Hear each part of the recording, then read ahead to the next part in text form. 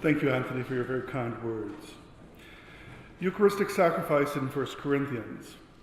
There are two common problems made in contemporary approaches to sacrificial language in Paul's letters. The first mistake is to construct a universal notion of sacrifice from one or more Greek sacrifices and then apply this construct to all sacrifices cross-culturally. This approach fixates on sacrifice as a convivial meal on the one hand, Jean-Pierre Vernant, Marcel Détienne, or on the other, it fixates on sacrifice as the brutal killing of an animal, for example, Walter Burkert or René Girard. Contemporary treatments of ancient Mediterranean sacrificial practices rightly subvert these reductionist fixations. Ancient Mediterranean sacrifices were processes combining various elements: purifications, adornment of persons, offerings and places, music, dancing, processions, preparation of animal and or vegetable offerings, prayers, manipulation of the offering by pouring, placing and or burning on an altar, division and possibly consumption of sacrificial food, and finally commemorative depictions of the sacrifice, usually of the processions to or prayers at an altar. Search for the single action that gives meaning to all sacrifices is no longer tenable. The second mistake is to construct types of Jewish sacrifices and then equate Paul's metaphorical language with them in a simplistic way. Obviously, Paul does make metaphors from various Jewish sacrifices and practices. But to foreground the background eclipses Paul's actual usage of such language, which is usually far more evocative than it is academically precise. For example, Paul puns on the word sin in referring to Jesus' death as a sin offering, condemning sin in his flesh, Romans 8:3. Strictly speaking, Paul's pun is off kilter because the sin offering purifies from ritual impurity. It does nothing about sin. I recommend heartily everyone read the work of Jacob Milgram on the purification sacrifice. Leviticus and Numbers themselves say that there is no sacrifice for high-handed sin, that is, voluntary sin. And by the first century, Philo and Josephus both refer to the sin offering as being for involuntary transgressions of the law, and the so-called guilt offering as referring to the voluntary transgressions of the law. So Paul, in making a pun between the sin offering and the peri hamartias, and then Jesus condemning sin in the flesh, is a pun, but it really doesn't refer to the actual sacrificial practices concerning the hatat. Throughout his letters, Paul identifies the Messiah's death on the cross as a sacrificial offering. Indeed, Paul combines various sacrificial acts found in the Torah to depict the power of the death of the Son of God as a kind of meta-sacrificial offering, not only amalgamating the temple cult with Jesus' death, but also transforming the very meaning of sacrifice itself. In 1 Corinthians, Paul speaks of the Eucharist as a sacrificial meal to prohibit idolatry to his pagan converts and to counter abuses at the celebration of the rite. Paul's most explicit and clearest presentation of the nature of sacrifice concerns Eucharistic sacrifice, so that it is precisely the Eucharistic sacrifice that can explain the sacrificial soteriology of the cross. 1 Corinthians 10, 14 through 22 provides Paul's own analysis of the nature of sacrifice.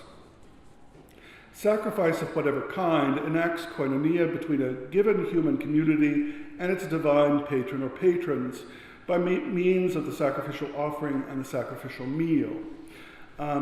It's important to underline that the lowest possible Christology that could be constructed for Paul sees Jesus as the mediator of creation, so that all the other cosmic powers, including the pagan gods, were created by Jesus. Pagans offer sacrifices to daimonia, godlings, and enter into embodied communion with them by eating the sacrificial food. Israel, according to the flesh, enters into koinonia with the altar by means of eating sacrificial food in Jerusalem. The prominence of the altar points to the role of the sacrificial offering, since the altar is the locus of encounter between the holiness of God and his people Israel through the ministry of Aaronite priests. This eating enacts Israel's socially embedded and embodied communion with divine holiness. Just as idolaters suffered demonic infection by sharing the table and cup of their gods, and just as the Jews in Jerusalem are suffused with divine holiness by partaking of the most holy things, so too those who are being saved are united to the body and blood of the Lord by sharing the one loaf and partaking of the cup. The koinonia of the body and blood of the Messiah emphasizes koinonia with his sacrificial death. In 1 Corinthians 11, 17 through 34, those who eat and drink the sacrificial meal unworthily are liable for the body and blood of the Lord, i.e. for his death. Misuse of the meal is abuse of the offering. Those who do not discern the body of the sacrificial meal eat and drink condemnation for themselves, so that sickness and death invade the ecclesia. Profanation of the sacrificial meal is an abomination that pollutes the whole community. We must ask, as Paul does at 1 Corinthians 1:13, has Christ been divided? Certainly not. The koinonia of the body and blood of the Messiah is both the socially embedded and embodied communion with the heavenly body of the Lord and the socially embedded and embodied communion with his sacrificial death. Emphasis upon the social and corporeal dimensions of koinonia is necessary because the anachronistic notions of the autonomous individual and of Cartesian dualism distort Pauline usage. A short aside is useful at this point. The next paragraph, for the translator, the next paragraph is not in the draft you have. I would situate my own reading of the Spirit between Dale Martin's and Volker Robin's reading. Martin overplays his hand asserting the necessary materiality and impersonality of the Spirit in Paul's letters. I would rather allow the materiality of the Spirit to remain an open question and point to the embodied character of the Spirit's dwelling in the saints. Robbins, rightly emphasizing the personal character of the breath of God and the breath of the Messiah, overdoes his psychosocial analysis in a de facto disembodied way. Recognizing the ontological character of the reception of the Spirit undergirds its relationality. Moreover, many hold that the spiritual body, the soma pneumatikon, is composed solely of pneuma, spirit. They are mistaken because its parallel, soma psychikon, the animal body, is not composed solely of psyche, anima. The better parallel for the stuff of the resurrection body would be the contrast between the first Adam, who is the dusty one, hoikos, and from the earth dusty, exegesis hoikos, and the last Adam, who is ho eporanios, the high heavenly one, and ex uranu, from heaven. So instead of overspecifying the stuff of the resurrection body, it is better to suppose that it is some kind of hule epuranios, high heavenly matter, so that the breath of the Messiah unites the ecclesia to the heavenly body of Christ without in any way collapsing pneumatology and Christology. So, what distinguishes the koinonia of the Lord's body and blood from the koinonia of the Messiah and his Spirit? On the one hand, the koinonia Christou correlates precisely to the koinonia of adoption, aka the koinonia of the Spirit. The Spirit of the Son of God indwells the saints so that they are able to cry out, Abba, Father. Those who are in the Messiah and Christou share in his divine sonship. This is the essential structure of Pauline soteriology, accounting not only for getting in and staying in, but also for the telos of the process, eschatological glorification through, with, and in the Messiah. On the other hand, the koinonia of the Lord's body and blood emphasizes the salvific dimension of this koinonia accomplished on the cross. In other words, the sacrificial koinonia stresses the twofold koinonia that structures salvation in Paul's thought. This twofold koinonia reflects what the Fathers will get from Paul, which is the admirabile commercium, the admirable exchange of we give Jesus death and he gives us life. So that one, the Son of God's koinonia with us humans unto bodily death, is a koinonia with the human condition in its need for salvation. Our plight, our need for salvation, centers around three overlapping categories. Firstly, apocalyptic divine wrath. Secondly, slavery to cosmic powers, and Paul has quite the astonishing array of cosmic powers, from personifications of sin and death to traditional Satan, the accuser, the tempter, to various kinds of pneumata, to the pagan gods, and finally, my favorite, the periodical table, the table of elements, ta stoicheia. Finally, there is the plight of entropy. The schema of this world is passing away. The human body is destined to die and rot in the grave. Everything is falling apart. Now, the Son of God's koinonia with us in these three issues is reversed because he then shares with us his divine sonship. So that his koinonia with us in our neediness is then translated into our consequent koinonia in his divine sonship. At 2 Corinthians 5:21, although he knew not sin, he became sin in order that we become the righteousness of God. The Son of God, by entering into koinonia with sinful humans unto death, provides them with koinonia with his divine sonship, precisely by emphasizing the role of his human body and blood. Or again at Romans 8:3-4, regarding the Torah's incapacity because it was weak on account of the flesh, God sending his own Son in the likeness of the flesh of sin and as a purification offering, condemned sin in the flesh, so that the ordinance of the Torah be fulfilled in us / by us, who walk not according to the flesh, but according to the Spirit.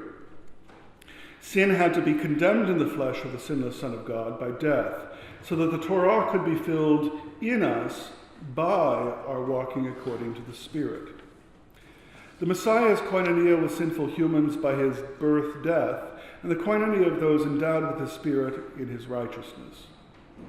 Moreover, the trajectory of the so-called hymn in Philippians 2, from incarnation to enthronement, can be understood soteriologically because the Messiah's obedience unto death instantiates God's salvific will for Israel and the nations.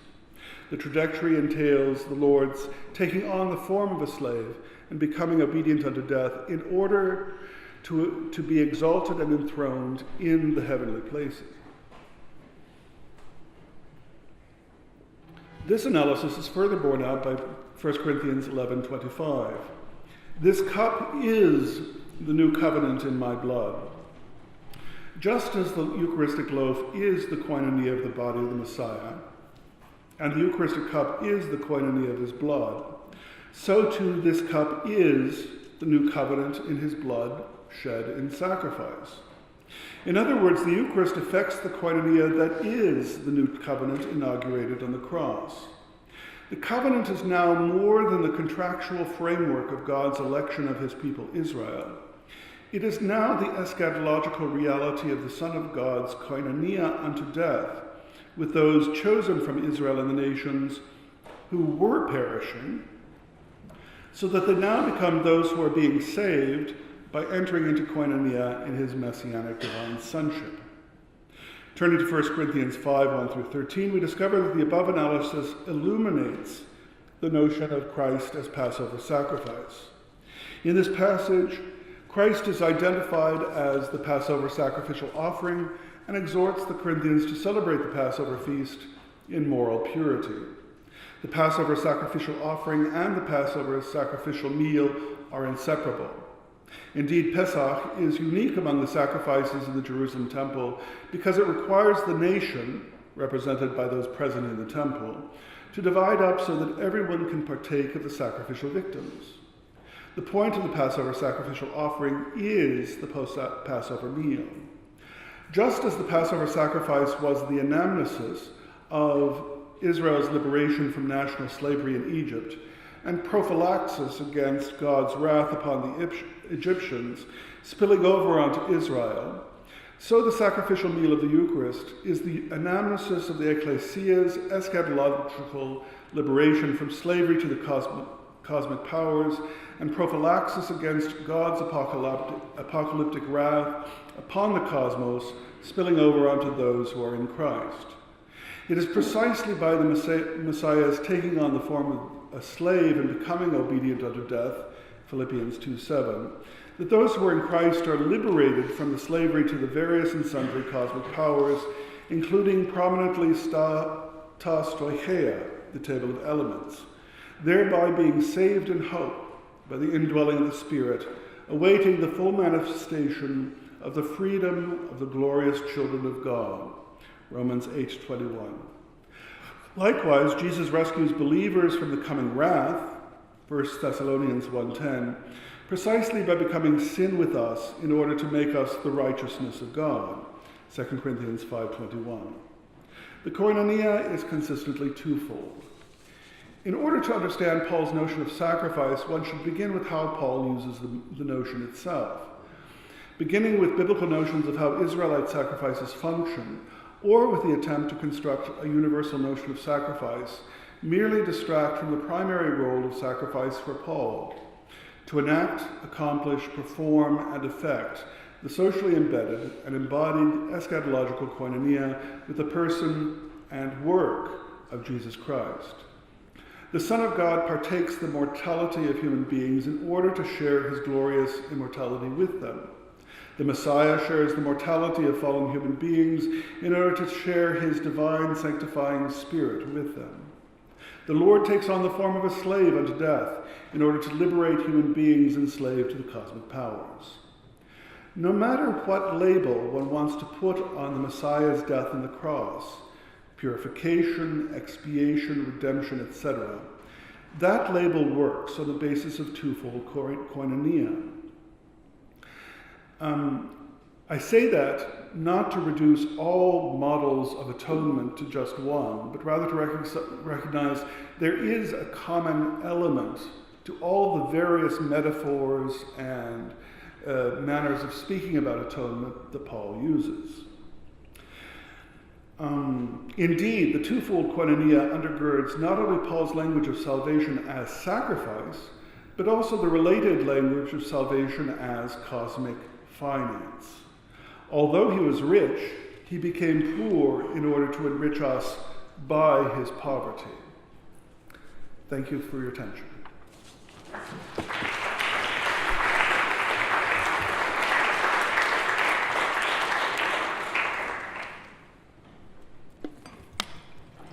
So we have plenty of time for discussion, questions.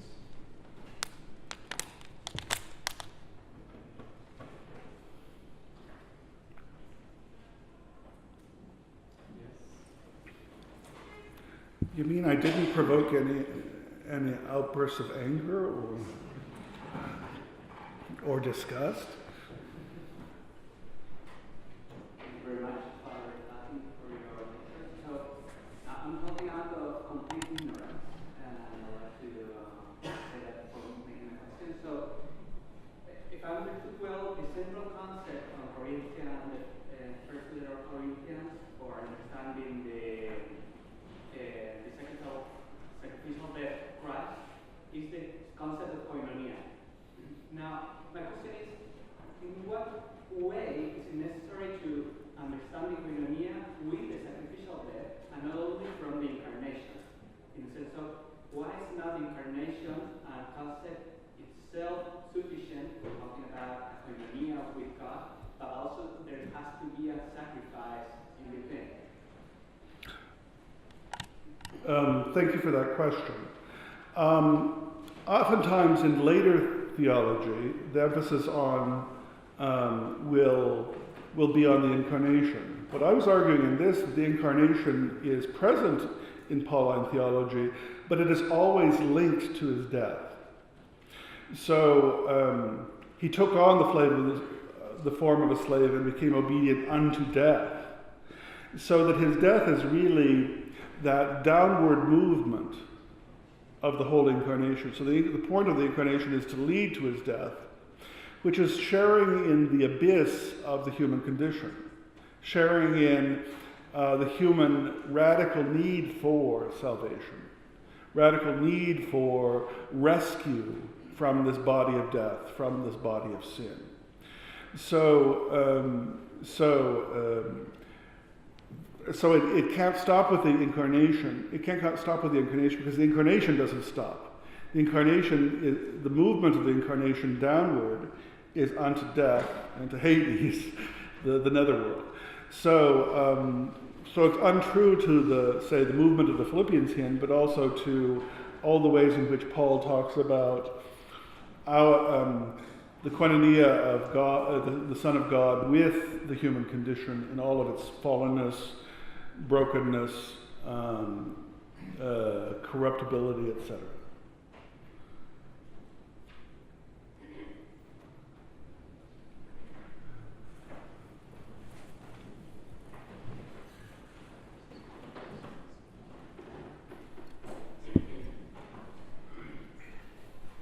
Thank you, Father Gregory. I just have a question, perhaps to clarify a little bit. You mentioned that in the book of Leviticus, the sin offering is for purifying our ritual impurity. Mm-hmm. And Galatians says that Christ became sin, or our sin offering. Does that mean, or can we interpret that as Christ's sin offering for us enables us to be pure, to offer sacrifice to God? I think sacrifice is a very important concept for understanding the various kinds of atonement. Because sin is not merely a legal debt. Sin is also dirt, it's also a wound, it's also various other things. So just as it can be conceived, it can be a burden. So sin can be, there's all these different metaphors for sin. And so taking away, the remedy for sin is a multidimensional set of metaphors as well. So purification is one of those metaphors, and I think that it's underutilized for this, especially in relation to the Yom Kippur sacrifices. What I would say, on the other hand, is that Christ becoming sin does not refer to the sin offering. It refers to Christ, although he knew no sin, Christ became the very icon of sin by his death. Looking at Christ crucified, we see what human beings do to themselves and to each other every day on the cross. Sin itself is a kind of suicide/murder, a kind of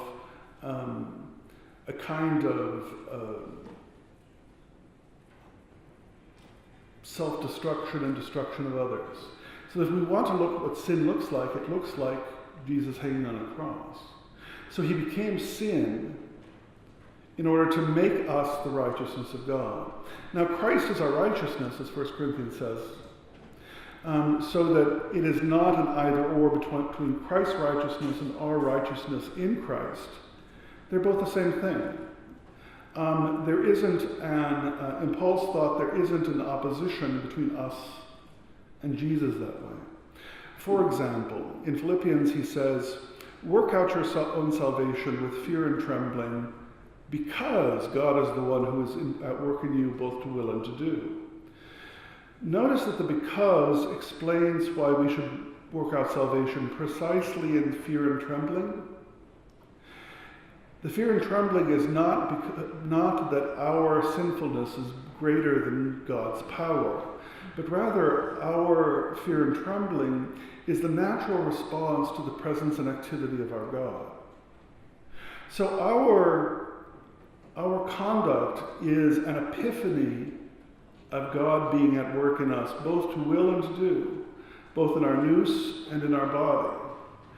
And so we can say that our working out of salvation is not something separable from God's being at work in us. On the contrary, the reason why we should have fear and trembling is precisely because it's God is present and active, which is scary.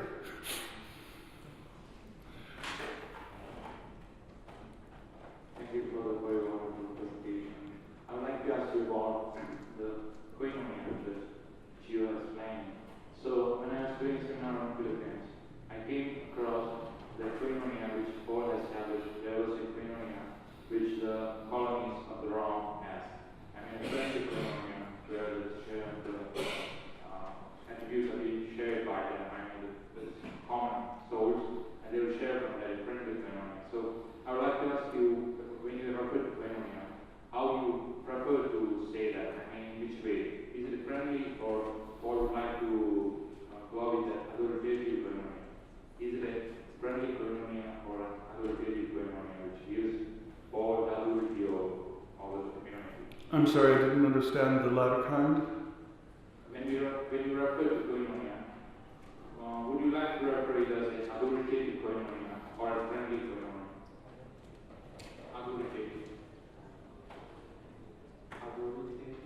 Authoritative. So you distinguish between authoritative koinonia.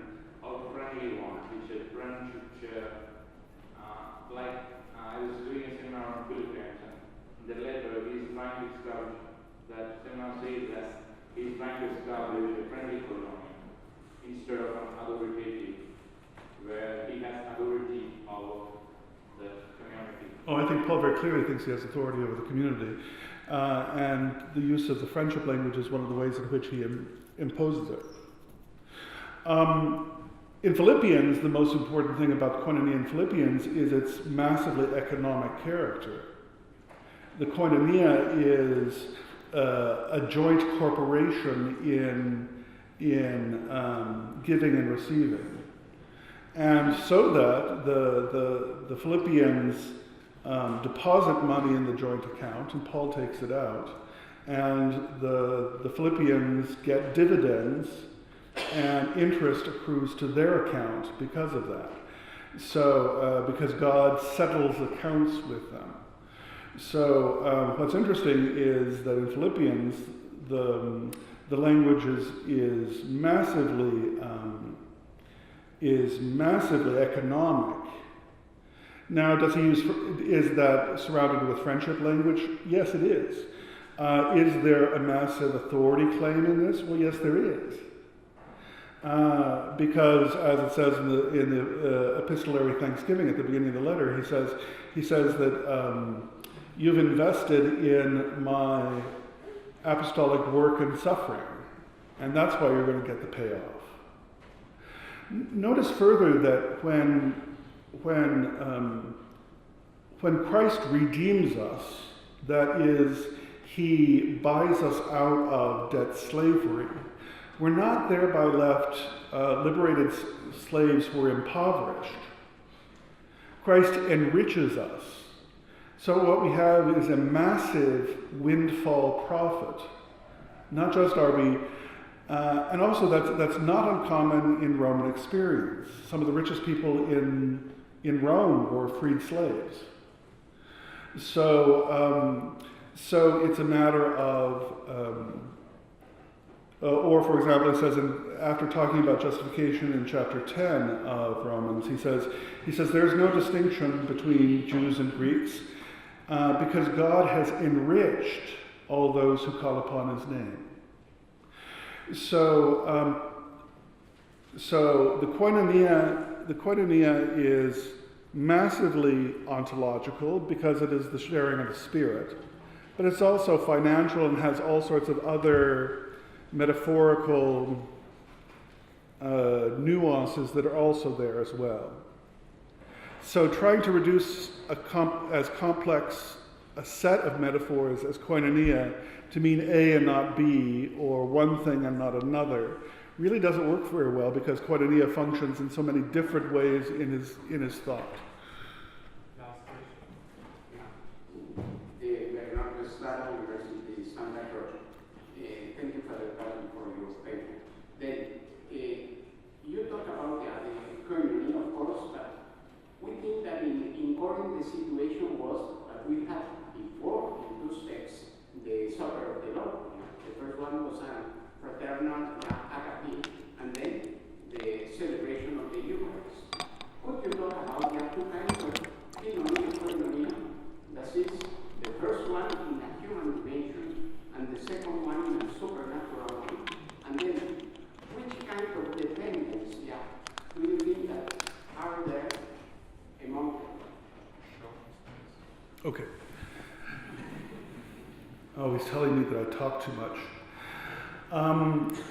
What I would say is that I would not accept the distinction between the agape and the Eucharist. I don't think that in 1 Corinthians there is such a distinction. You might argue for one in the next century, but not in 1 Corinthians. They're the same thing.